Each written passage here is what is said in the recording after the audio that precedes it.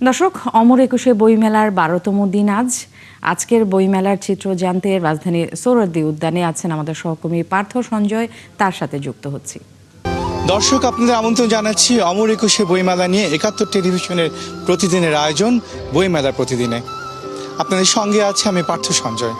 আপনারা জানেন প্রতিদিন এই বইমেলা নিয়ে 2026-এর অমর একুশে বইমেলায় আমরা জানিয়ে দেই বইয়ের খবর, পাঠকের খবর, লেখকের খবর এবং অবশ্যই বইয়ের খবর।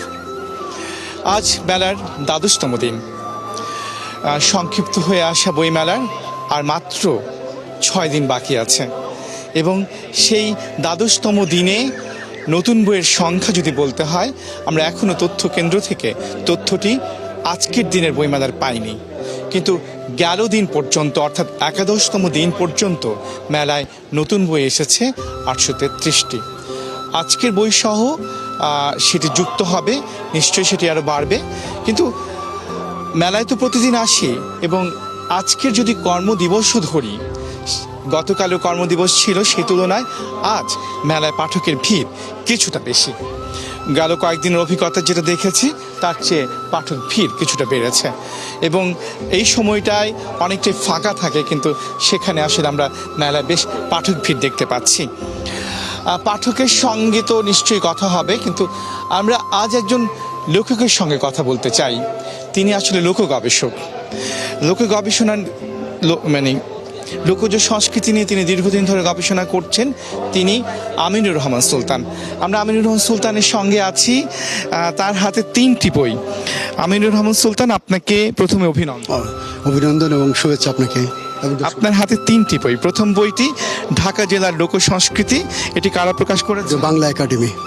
আচ্ছা, এর পরের বইটি হচ্ছে লোকগল্পের কবিতা, এটি লোকগল্পের কবিতা কারা প্রকাশ করেছে? হচ্ছে চারুলিপি প্রকাশন। চারুলিপি। এবং শেষ বইটি কাঙ্গালিনী সুফিয়ার জীবন ও গান, খুবই পরিচিত মুখ আমাদের, এবং তার জীবন এবং গান নিয়ে তিনি আসলে লিখেছেন। কারা প্রকাশ করে? চৈতন্য, সিলেটের। আচ্ছা, একজন শিল্পীর কথা, আরেকটি হচ্ছে লোকগল্পের কথা কবিতা, আরেকটি হচ্ছে লোক সংস্কৃতি ঢাকা জেলা। তিন স্বাদের, কিন্তু সবগুলোর বিষয়ই লোকজ মানুষকে নিয়ে। আমিনুর রহমান সুলতান, আপনার কাছে জানতে চাই, আপনি দীর্ঘ সময় ধরে লোক সংস্কৃতি নিয়ে কাজ করছেন। আপনি চাকুরি জীবনের শেষ চাকুরি করেছেন সোনারগাঁয় লোক জাদুঘরে। হ্যাঁ, লোক জাদুঘর মানে বাংলাদেশ লোক এবং কারুশিল্প ফাউন্ডেশন, সোনারগাঁ। কিন্তু সেটি তো আপনার পেশাগত জীবন, কিন্তু আপনার বিস্ময় মতো রক্তের মধ্যে খেলা করছে লোকজ সংস্কৃতি। এটা আসলে বলা যায় আমার বাল্য কাল থেকে বা শৈশব কাল থেকেই বলা যায়। সেটা এই জন্যই বলছি যে যখন আমরা আপনার যাত্রা দেখতাম, আমার বাবা যাত্রা শিল্পী ছিলেন, তখন থেকেই আসলে ব্যাপারটা আমার মনোজগতে ঢুকে যায়। তারপর যখন কবিতার সঙ্গে যুক্ত হই, কবিতা সেই ক্ষেত্রে আমার প্রথম কবিতার বই বেরোয়, সেটা নাম জলের সিঁড়িতে পা। অর্থাৎ সেখানে দেখবেন মাছ, কোচ, সেই জাওলানি, জেলে, এই যে বিষয়গুলো বা আমাদের যে সব অন্তর্জ শ্রেণী আছে, সেসব শ্রেণী এখানে নানানভাবে উঠে এসেছে। তো যেমন যার ফলে আমি এই যে লোকগল্পের যে কবিতা, এটি আসলে মূলত লোকগল্পের পুনর্নির্মাণ বলা যায়। আবার ঢাকা জেলার লোকসংস্কৃতি, সেটা হচ্ছে ঢাকা জেলার যেসব লোকসংস্কৃতি আছে, ঐতিহ্যবাহী বিষয় আছে, সব বিষয়গুলো কিন্তু এখানে আমি ক্ষেত্র সমীক্ষার ভিত্তিতে উঠে আসা। আবার কাঙ্গালিনী সুফিয়ার যে জীবনগান, এটা প্রায় আমার 3 বছরের ক্ষেত্র সমীক্ষা এবং গবেষণার ফসল বলা যায়। এবং কাঙ্গালিনী সুফিয়াকে নিয়ে প্রথম গ্রন্থ কিন্তু এটি। এবং আমি বলবো যে ঢাকা জেলার লোকসংস্কৃতি এটিও প্রথম। এবং ঢাকা জেলার যে কয়েকটি উপজেলা আছে, সাভার, আপনার ধামরাই, কিংবা নবাবগঞ্জ, কেরানীগঞ্জ, এসব মিলিয়ে আবার একটি কেরানীগঞ্জে একটা অসাধারণ বিষয় আছে, সেটা হচ্ছে এই যে আমাদের বাংলাদেশের সার্কাস। এই সার্কাসের কিন্তু মূল একেবারে কেন্দ্রবিন্দু হচ্ছে কেরানীগঞ্জের একটি জায়গা, এবং এখানে এরা এখনও বসবাস করে। আবার আরেকটি বিষয়, আমরা যে পালাগানের যে কথা বলি, পালাগানের যে উৎস, সেই উৎসটাও যে বামন সুর কেরানীগঞ্জেই সেই খালেক দেওয়ান বাংলার যে মাটি জল সে মাটি জলের আসলে ঐতিহ্য বা যদি বলিস গর্ব সেটি হচ্ছে তার লোক সংস্কৃতি। আমরা ছোটবেলায় পড়েছি যে আমাদের যেই সুতায় বোনা যে নকশি কাঁথা, সে নকশি কাঁথায় যে ফুল ফুটে উঠে, যেই অবয়ব ফুটে ওঠে, সেটি আমাদের লোকজ অবদান এবং সেখানে কত সুখ দুঃখ গাথা সুখ গাথা মিশে থাকে।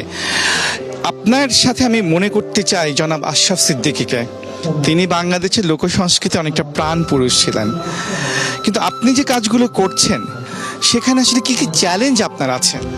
চ্যালেঞ্জ যেটা হচ্ছে সেটা হচ্ছে যে আমরা আগের যে বিষয়টা ছিল সেটা কেবল ছিল সংগ্রহের, মানে সংগ্রহ করা হতো, সংগ্রহ করে এক ধরনের কীভাবে সংরক্ষণ করা যায় সেই বিষয়ে কিন্তু খুব একটা ধারাবাহিকতা ছিল না।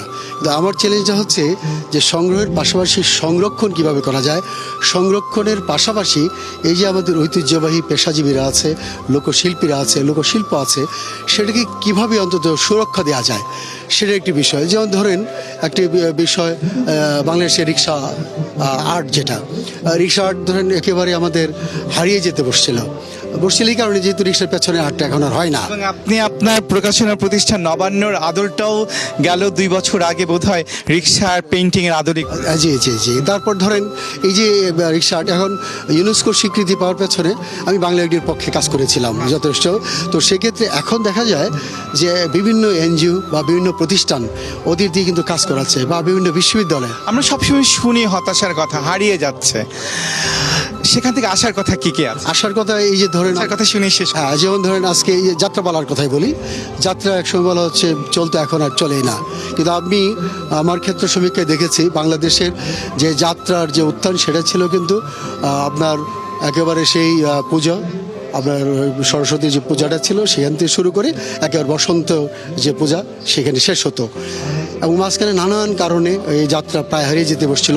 কিন্তু এখন আবার মানে হিন্দু সমাজের যে বিভিন্ন ধরনের পূজা পার্বণগুলো হচ্ছে, এইটাকে কেন্দ্র করে সম্প্রদায়গত এখন এই যাত্রা শিল্প কিন্তু হচ্ছে।